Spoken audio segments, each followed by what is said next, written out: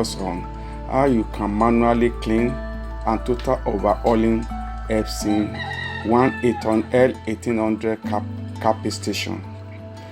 This training is going to be in 2 parts because we don't like doing a casual video. We want our video to be details. So in the first episode, we are going to show you how to bring the capacity station out of the printer L1800. And the first thing you need to do is to remove the housing. We don't hide any of our details. We make sure that the video is rich and detailed, even for a novice that have never worked on any printer before, be able to do it on his own. So the first thing is to remove the housing of the printer, and where you have to start from is from the back of the printer.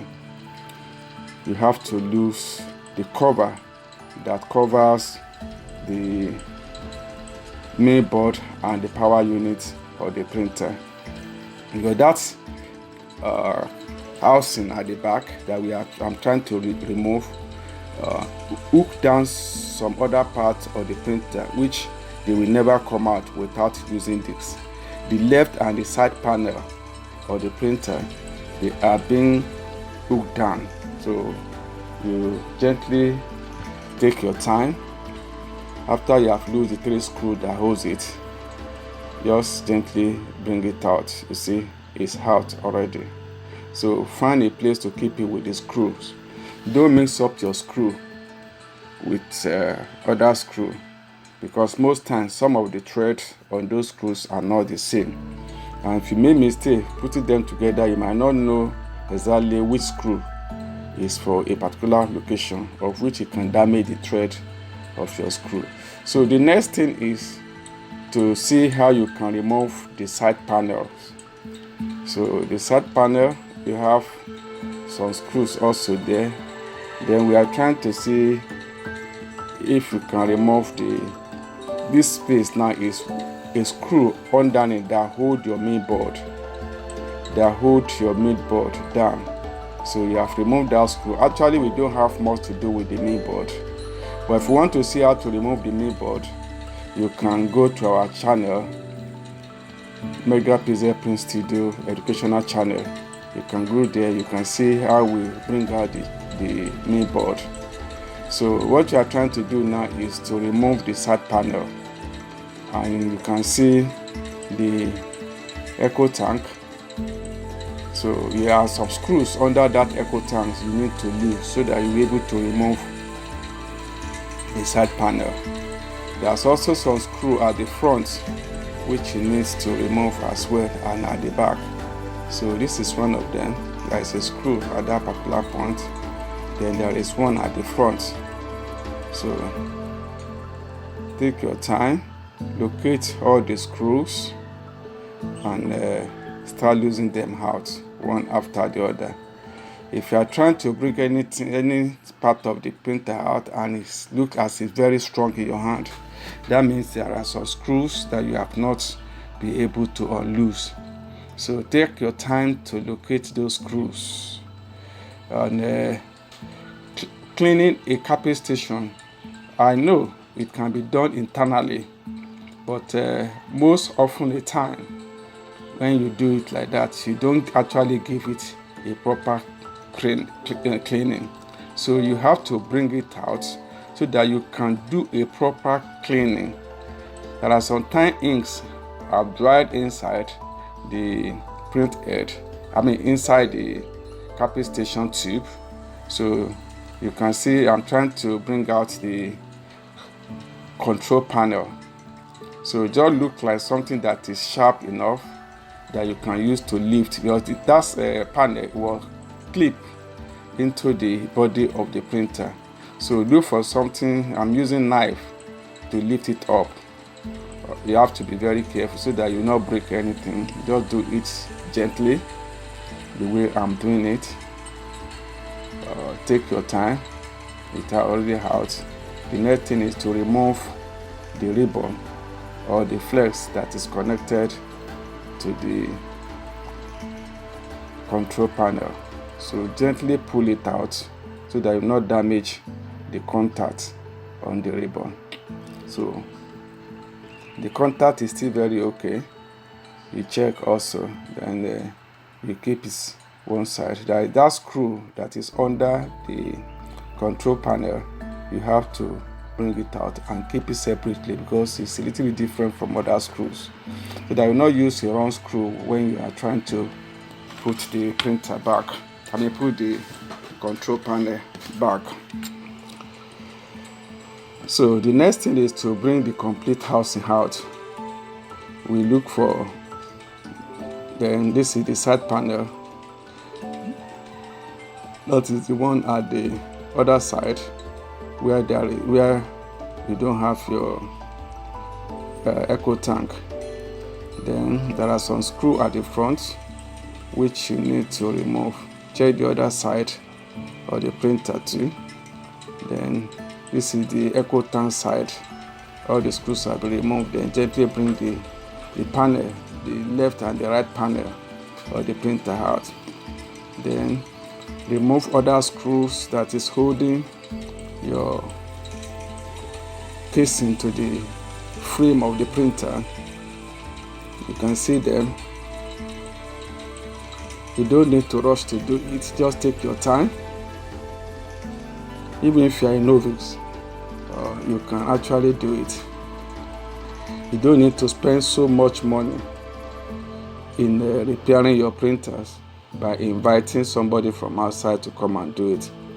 Printing business requires you have at least 60% knowledge of how to fix your own printer, because if not, you'll be spending a lot of money from the little profit that you are making from your printer. And that was the reason why we decided to be making these making these videos, in order to help some of us that are engaging in printing businesses. So Epson L1800 is a very common printer. It's a utility printer that are being used for so many things. So it's good if somebody can have a knowledge. So now you can see that the housing, the front house, the cover housing is out. So you have access to your printer. So to bring the capping station out is a little bit trickish, and you have to find where those where those screws are. If you can look inside, that is the capping station. You can see a lot of ink spilled over the capping station. The tubes have been blocked, and there is little or no you can do because it has been blocked. No ink is coming out. If you can see, I've already put a cleaning solution into that place. Immediately you see that cleaning solution, the water is supposed to be sinking down into the waste tube, down to the waste tank. But the water is not coming out because the pipes of the capping stations and the capping station cap has already dried up. So the only option you have is to suck it back because it cannot go inside. So you cannot clean this kind of blockage or the capping station with just ordinary surface cleaning. You have to bring it out. Can you see it again? The thing did not go out. It's not flowing out. In a normal situation where the capping station is still very okay, once you pour a cleaning solution at that particular point, it will sink down and come out of the waste tube. But it's not doing that because it's completely locked. And this printer was used for DTF and kept for so long. So because of that, and you can see the ink, the dirty ink that I'm trying to suck out. And this will not solve the problem. Even if you clean the capping station cap and it looks a little bit clean, but right inside the tube is blocked. So there's little you can do. There's nothing you can do than to bring it out to give it a proper total overhauling. So That is where we are going to concentrate more. I'm going to do this demonstration for you to see the extent of how these capping stations have been blocked. You don't need to spend so much money to start going and buy a new capping station, because there is no more component inside that can easily spoil, apart from the pump. That the capping station is just mechanically operated. There is no much electrical component inside it that you can say it's got damage. So as I'm sucking the cleaning solution, you can see that it's not even coming out at all. So the next thing now is for us to bring out the capping station. So you have to bring out the front bar. This front bar, there are some set of screws you need to remove before you can have access to the capping station to bring it out. So you take your time. We have done this kind of video before on our previous videos when we converted this printer to DTF printer. It's in our channel. You can go there also to go and revisit our videos. Mega PZ Educational Channel. Our videos are always detailed, so we don't do videos that start from this middle and do not get to the end. So you remove this. We did the same thing when we did convert this Epson L1800 into a DTF printer that time. So you lose it. This bar that looks like a L bar, you have to remove the screw. Keep the screw also separate. You have to lose and bring out the complete that L-shaped bar. Is the one that gives balance to your bar, that long bar that you saw there. So you have to bring it out and keep it separate. Be mindful of screws, because if you use a wrong screw on a wrong hole, you definitely spoiled the thread, and because of that, it becomes so difficult for the screws to be tight properly. So once we've done that, lift it up gently and keep. So now we have few accessibility to the capping station. So the next thing, there are some other screws that hold the capping station to the frame of the printer. You have to look for them.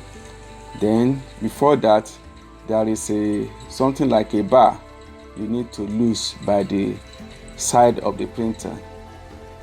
So you have to lose this one. It is where you have your gears. Lose it and keep it separately with the screw somewhere else. So the next thing is to look for the next screws to remove. So there is a pipe, that something like a tube. Inside that tube, that place I'm using my screwdriver to touch, there is a screw inside that black tube. So you look for a long screwdriver, insert your screwdriver inside that long tube so that you can bring out the screw inside it. It is the screw that ties the capping station into the body of into the frame of the printer. Most time you might look around, you might not see, but it is being inside that black housing. So you see I'm bringing it out. Then once you've done that, then you go to the capping station himself. There is a small screw at the back there that you need to remove as well. Then at the back of the printer, there are some screws you need to remove and some wires. This is one of the screws that you need to remove as well.